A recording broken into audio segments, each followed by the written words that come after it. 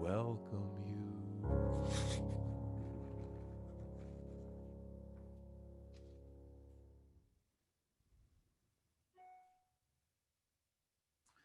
Good morning. Welcome to the Unitarian Universalist Church of Kent. I'm the Reverend Stephen Protzman, your minister.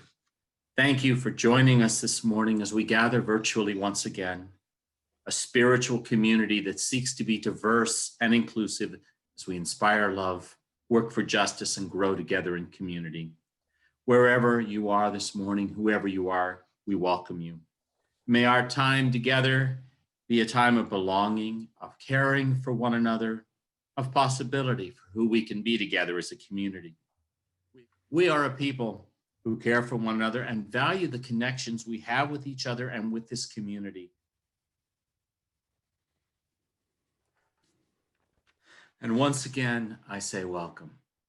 Now, as we prepare for worship, let's take a moment to breathe, to invite the spirit of love to be present among us, and to set aside the demands and worries of the world for now.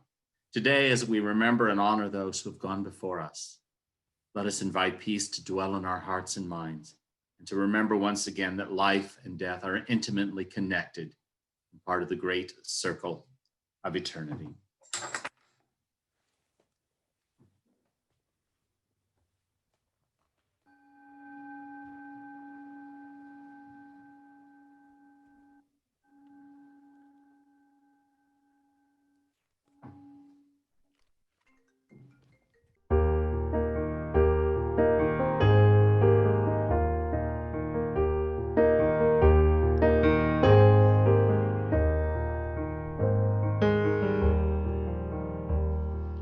Listen more often to things than to beings. Listen more often to things than to beings. 'Tis the ancestors' breath when the fire's voice is heard. 'Tis the ancestors' breath in the voice of the water. Aosh, aosh. Those who have died have never, never left. The dead are not under the earth. They are in the rustling trees. They are in the groaning woods. They are in the crying grass. They are in the moaning rocks. The dead are not under the earth. So listen more often to things than to beings. Listen more often to things than to beings. 'Tis the ancestors' breath when the fire's voice is heard. 'Tis the ancestors' breath in the voice of the water. Aosh, aosh. Those who have died have never, never left. The dead have a pact with the living. They are in the woman's breast. They are in the wailing child. They are with us in our homes. They are with us in the crowd. The dead have a pact with the living. So listen more often to things than to beings. Listen more often to things than to beings. 'Tis the ancestors' breath when the fire's voice is heard. 'Tis the ancestors' breath in the voice of the water. Aosh, aosh, aosh, aosh.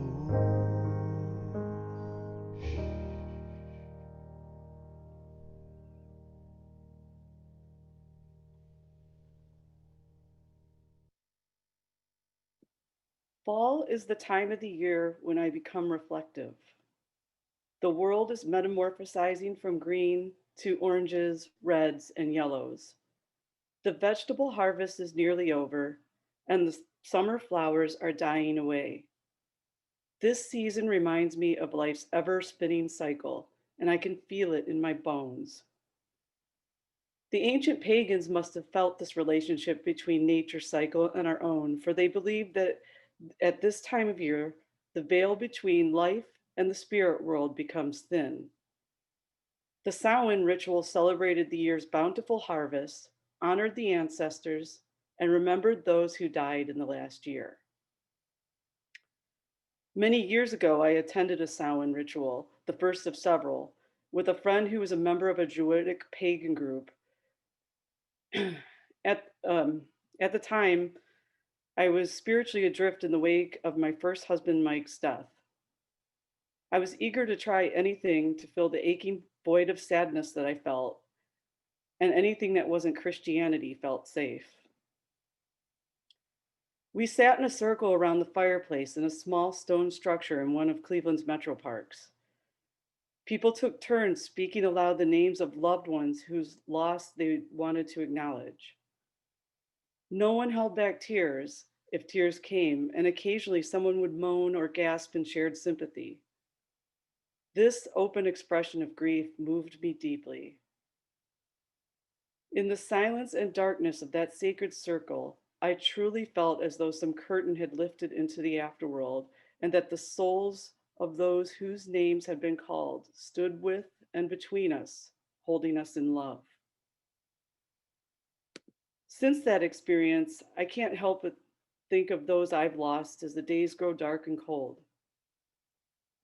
I wonder about the life that could have been if Mike had not died. My thoughts frequently drift to my Grandma Herman, whose love, support, and advice I still desperately long for. My heart continues to rage at the all too vivid memory of the slow, sad fade from life that consumed my second husband, Craig.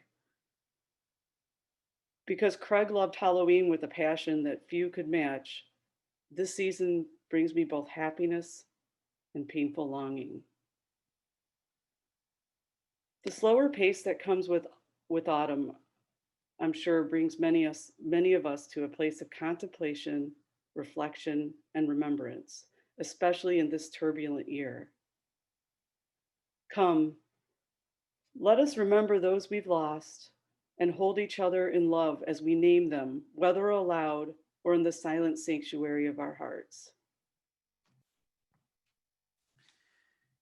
In the spirit of universalism, where the joys and sorrows of who we really are and our becoming can be expressed and shared, we take time to call to mind the joys and sorrows that come with living, to hold one another in the spirit of care and compassion, to turn inward for a few moments to connect with the love that is the very heart of life itself, and to reflect on life's mysteries. I invite you now to use the chat box to share your joys and concerns with one another. Hal sends love to his mom, Janet Walker, who's not been feeling well lately. May she heal and feel better. The Rome family expressed their thanks to everyone that came to the Halloween drive-through to trick or treat, decorate, and clean up yesterday. We certainly come together even on a cold night outdoors with masks. Lois shares concern for her friends Max and Jeanette Gardner, who have contracted COVID. May they heal. David and Susanna, to everyone. To your friends, we welcome loving thoughts for Don as he goes through a confusing time of uncertainty. We hope to bring him music and joy. Elaine shares that Bill's oldest sister, Mona, is in an Illinois hospital, seriously ill with COVID pneumonia. May she know healing and peace. And we remember all those who are dealing with mental health issues. Mary and Randy share concern for Colleen, who is in the hospital with COVID. May Colleen find peace and healing. I'm going to invite us now into a few moments of silence so we can hold those we've named this morning in our hearts and in our minds. We take time as well to honor our connections with each other and with the spirit of life itself and with the ancestors we remember this morning. Let's enter silence.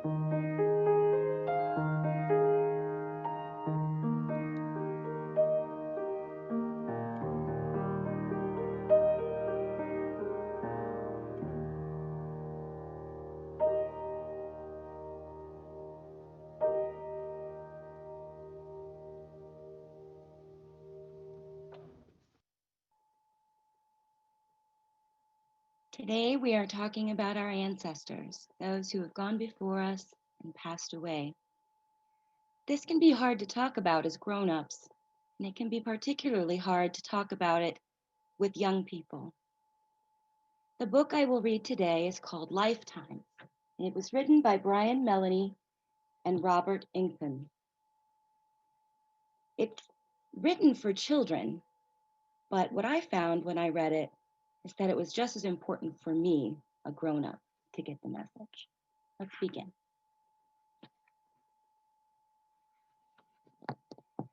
There is a beginning and an ending for everything that is alive. In between is living. All around us, everywhere, beginnings and endings are going on all the time, with living in between. This is true for all living things, for plants, for people, for birds, for fish, for trees, for animals, even the tiniest insect. Nothing that is alive goes on living forever. How long it lives depends on what it is and what happens while it's living. Sometimes living things become ill or they get hurt. Mostly, of course, they get better again. But there are times when they are so badly hurt or so ill that they die because they can no longer stay alive. This can happen when they are young or old or anywhere in between. It's sad, but it is the way of all things, and it is true for everything that is alive, for plants, for people, for birds, for fish, for trees, and for animals, even the tiniest insect. There are lots of living things in our world, and each one has its own special lifetime. Trees that are tall and strong grow slowly, standing in the sunshine and in the rain. Some of them live for very long times indeed, as long as 100 years or more. That is their lifetime. Rabbits and mice grow up in only a few weeks, and they go on to live for a year or two, crunching up carrots and nibbling at cheese until they grow old and very tired, and it is their time to die. That is how it happens to be for rabbits and mice. It is the way they live. It is their lifetime. Flowers and vegetables planted as seeds at the beginning of spring when the earth is warm grow quickly to live through the heat of summer. The days pass and they become old during autumn when it is cooler. Then, when the winter comes and it is cold, they die. It is the way that they live. It is their lifetime. Butterflies live as butterflies for only a few weeks. Once they have dried their wings, they flutter and flit from leaf to flower. At first, they are bright and quick, but as time passes, they begin to slow down until finally they can go no further. They rest for a while and then they die. And that is the way that butterflies live. That is their lifetime.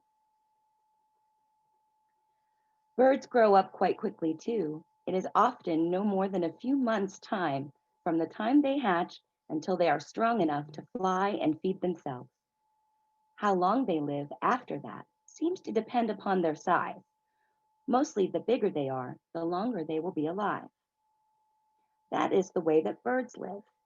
For some, as long as 50 years, others, 2 or 3. But however long, it is their lifetime for each one. Fish swimming in lakes and rivers or in the sea can be so tiny, it's hard to tell that they're there at all, or so big that the only way to describe them is enormous.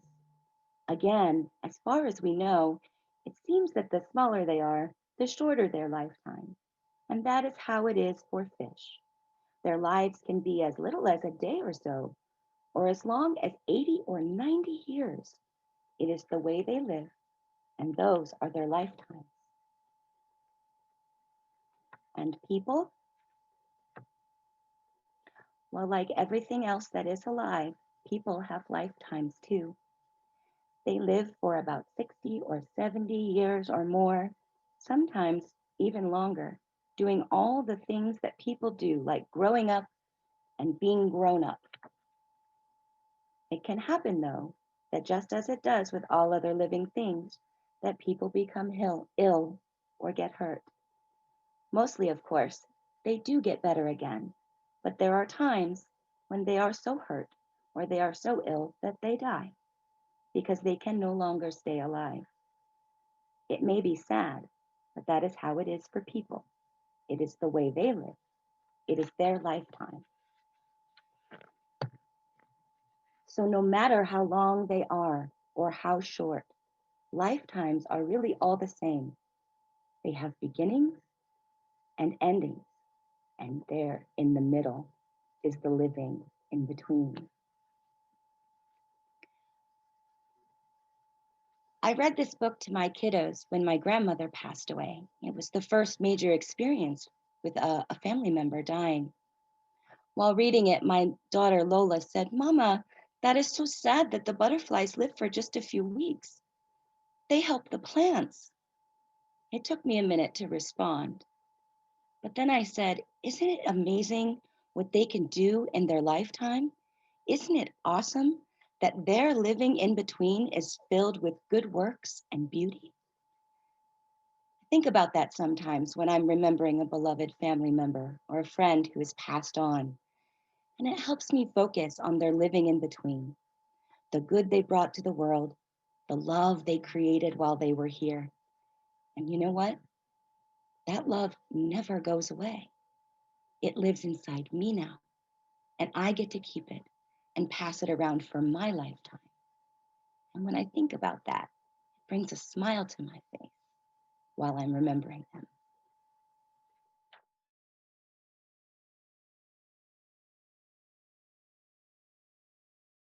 This first reading is The Great Peace by Robert T. Weston. There is something that lives on when folly has burned itself out, when the leaves are sere and fall one by one, when the hair is white and the hands tremble and cannot quite find what they seek. Always there is something. Perhaps it is a whisper in the night, or a great silence when the planes are gone, and the cars are silent beside the highways, and the children are asleep, and the heart can hear a soundless voice. Always there is something, something beyond all time. The past has hurts. The past that has hurt slips away.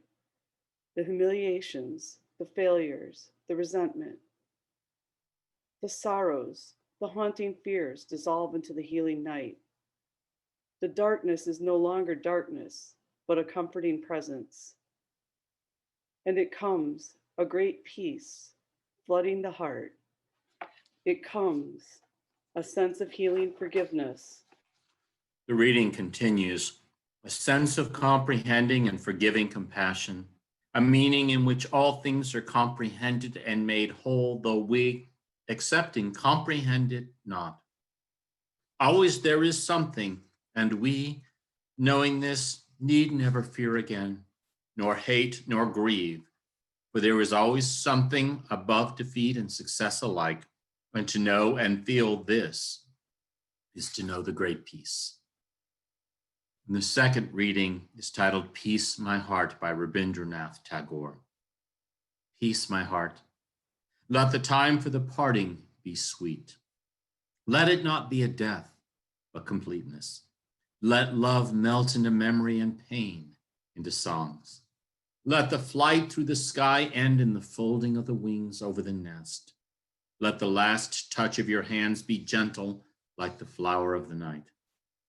Stand still, O beautiful end, for a moment and say your last words in silence. I bow to you and hold up my lamp to light you on your way. I love cemeteries. I always have. As a child, I explored them and played in them, and on occasion, I even scared a few people. As an adult, I still love exploring cemeteries, and the older they are, the better. I've been to some of the most well known cemeteries in this country, including Mount Auburn, just outside of Boston, where many famous Unitarians and Universalists are buried.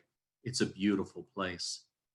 I walk in Standing Rock Cemetery almost every day. Another beautiful, peaceful place with the river flowing next to it, and there's always wildlife to watch. When I walk there, I often find myself thinking about this mystery we call life and the mystery of death, especially this time of year, with its many holy days and festivals about death and remembering the dead. Since the late Middle Ages, the dead have been remembered in Christian countries across the world with church services on All Saints' Day, which is today, and All Souls' Day tomorrow. There is Halloween, of course, and the ancient Celtic holy day of Samhain. People in Mexico and Latin America celebrate El Dia de los Muertos, the Day of the Dead. It's today and tomorrow. Today, with our own rituals, we honor and remember those who have gone before, our ancestors, both of family and of spirit, recognizing that we are here and this community is here because of them. With all the anxiety we may be feeling right now, the topic of death might be another source of anxiety. At the very least, it will make some of us uncomfortable. With all the losses we've experienced this year, why do we even need to talk about it? In spite of living in a culture that denies death as much as possible, speaking honestly of it is healthy and can help us grow spiritually as individuals and as a community. In creating this sacred place where we can tell our stories, share our grief, and reconnect with our history, we become more intimate with one another as we offer care, compassion, and understanding. In this world where we're expected to keep our emotions to ourselves, to get over it and move on, to have this place where we acknowledge that grief never truly ends, but is a part of living, is to live up to our vision to be a caring, inclusive community. Everyone here has experienced loss. For some of us, grief is very fresh with the recent death of a loved one. For others, grief has been a long companion, now in the background of daily life, its edges softened with time. For all of us, through the experience of loss and being present to the loss of others, we are given the opportunity to grow spiritually by feeling deeper compassion for one another. We also experience healing through expressing our grief. Grief and loss are normal human feelings, but they become toxic if they're not worked through and released. Expressing grief helps us stay both physically and emotionally healthy. And we can know true peace when we work through grief and loss. We are also reminded that life is a short and very precious gift. We shouldn't fear death, but instead, as one writer says, we should fear not living as fully as we can. John O'Donohue wrote, "It is a strange and magical fact to be here walking around in a body, to have a whole world within you and a world at your fingertips outside you. It is an immense privilege, and it is incredible that humans manage to forget the miracle of being here." Rilke said, "Being here is so much.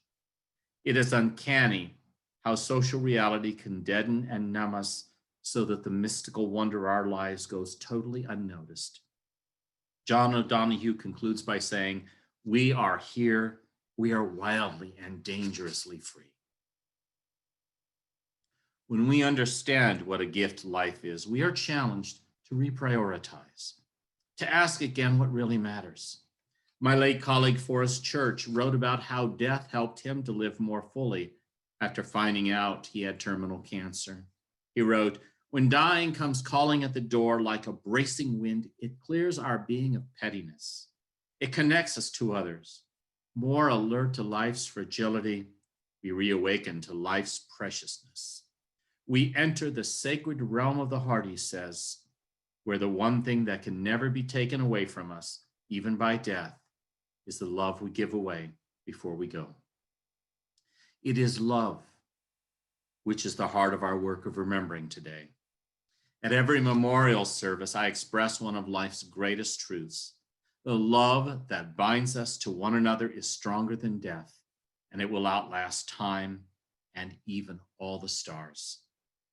John Lovejoy Elliott says, "The anguish of parting cannot destroy this most real of all realities. The love has been. The affection has existed.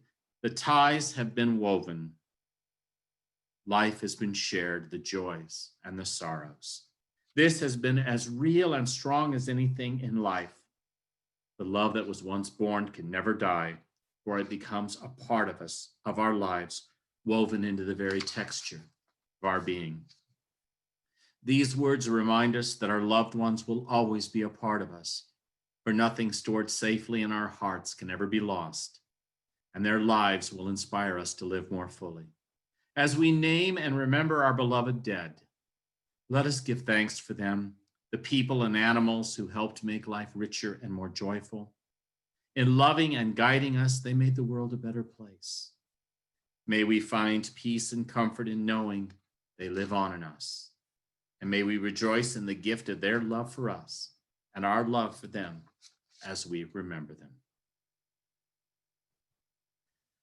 Now we take time to remember those who have gone before, knowing that they are bound to us, and we once again engrave their memories upon our hearts. We remember our parents, grandparents, and great-grandparents, all the ancestors to whose love and care and sacrifice we owe our very existence, whose DNA literally lives on in us. We remember other family members who have gone before us, spouses, partners, children, siblings, aunts and uncles, cousins, nieces, and nephews, whose love and companionship have made life worth living. We remember our friends and fellow travelers, those whom we have drawn into our circle of life, who have shared the journey with us and continue to guide us on our way. We remember our pets, the animal companions who have enriched our lives and taught us to love and care for all of creation, knowing that our lives are bound together in the interconnected web of all of existence. We remember our spiritual ancestors, our saints, the Unitarians and Universalists, the prophetic people who of our own inherent worth and dignity and that of every person, and who are now part of the great cloud of witnesses. With thanksgiving, we remember the leaders, members, and friends of this congregation, on whose legacy we now build, people who through the years have nurtured and sustained this community we now hallow with our presence. We remember those who have died because of violence, calling to mind transgender people killed because of intolerance, and people of color who are the victims of racism and injustice. We remember and grieve all the victims of COVID-19. May their memory strengthen in us a call to our work of peace and justice. We now bear witness to the memory of those in this community who have died in this last year. Mary Alice Thompson, Ted Venida, Harry Noden, John Jewett,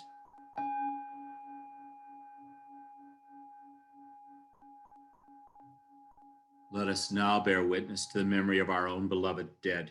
You are welcome to put the names of those you wish to remember in the chat box. I will read their names.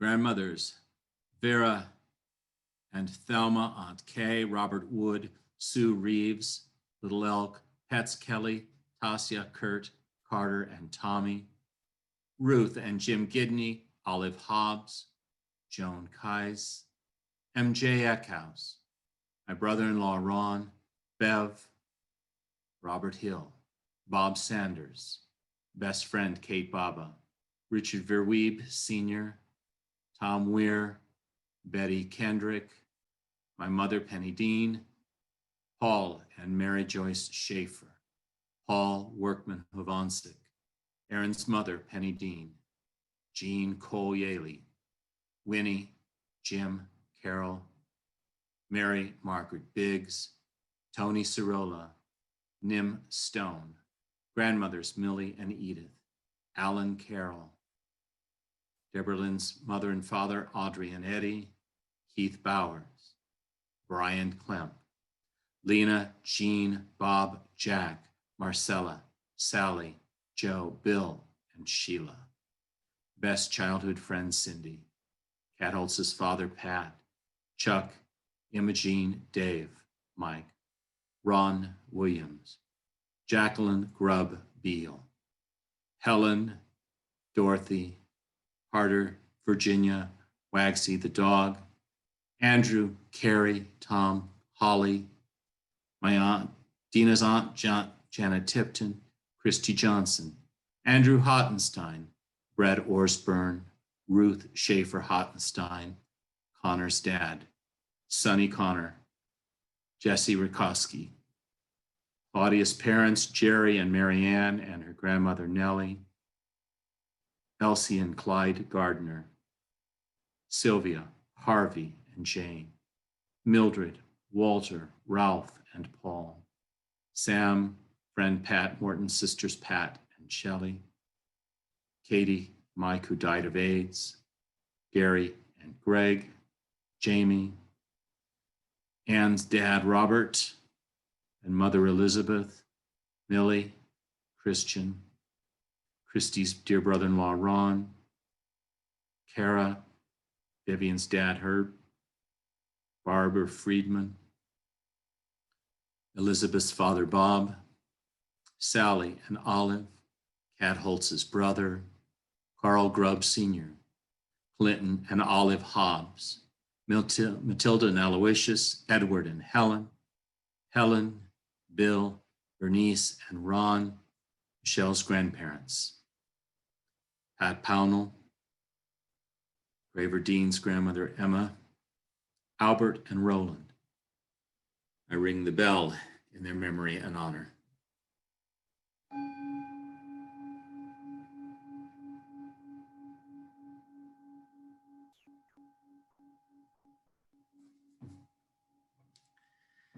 I invite us now into a time of silent meditation. In the silence, we remember with love and tenderness these loved ones we have named and all we hold in our hearts. In these moments of silence, let us offer our gratitude for the gifts of their lives and to say thank you in our hearts for the companionship. Let us also reassure ourselves that even though their physical presence is gone, through the mystery and power of love, they live on in each of us. Let's enter silence.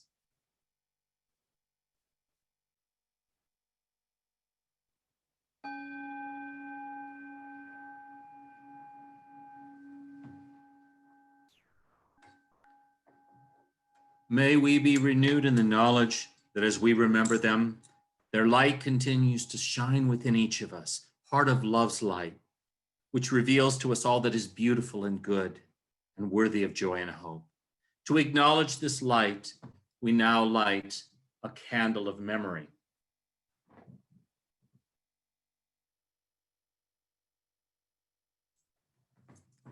May their memories burn brightly in our hearts, reminding us of all that was beautiful, true, and good in their lives. Now, would you join me in our responsive reading? We remember them. I would ask you to respond with the words in italics.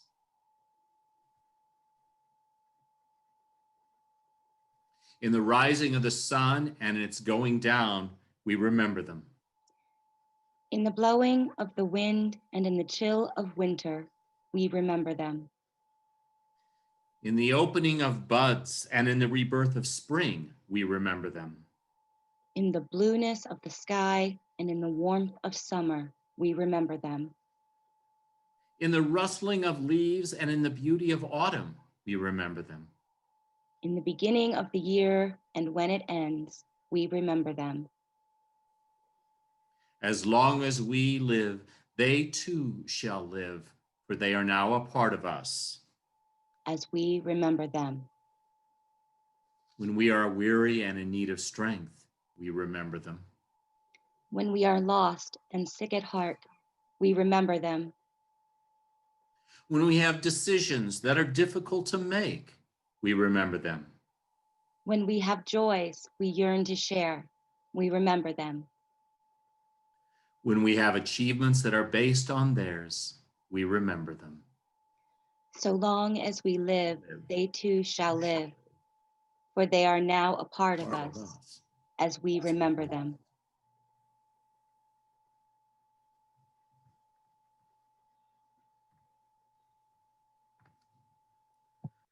From you I receive, to you I give. Together we share, and from this we live. In spite of the need for physical distancing, we are strong and thriving as a community and able to be together virtually for worship, for community, for shared ministry, because of the gifts of money, time, and care each of you so generously give. Thank you. To help others in our community thrive, we also give to agencies and organizations in Kent and beyond that serve those in need. November's special offering is for the UUA Disaster Relief Fund. This fund provides assistance to UU congregations, their members, and their communities when a disaster strikes. In the spirit of gratitude for the gift of one another in this community and the abundance that makes our generosity possible, we now give and receive the offering as a sign of our shared commitment to the life and work of this congregation and beyond.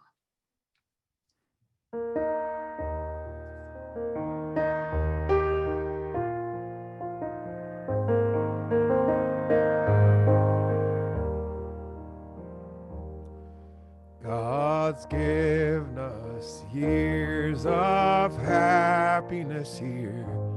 Now we must part. And as the angels come and call for you, the pangs of grief tug at my heart. Oh, my darling, oh, my darling, my heart breaks as you take your lone journey.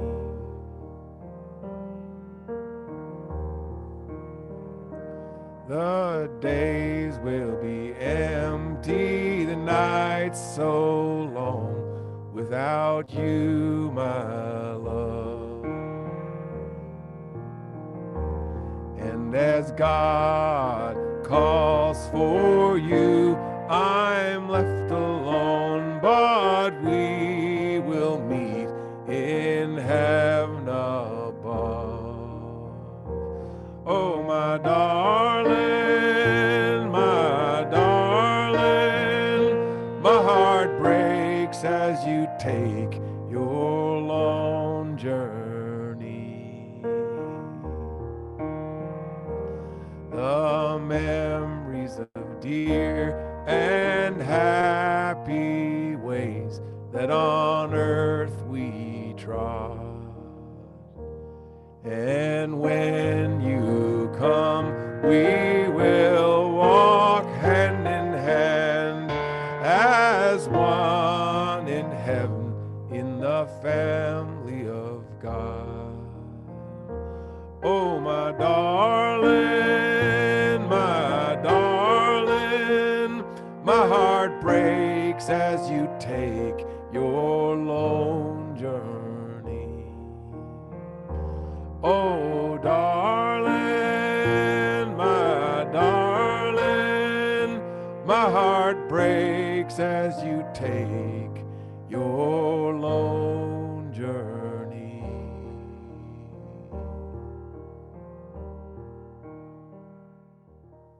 Now, to bring our time of remembering and worship to its close, would you join me in extinguishing the chalice?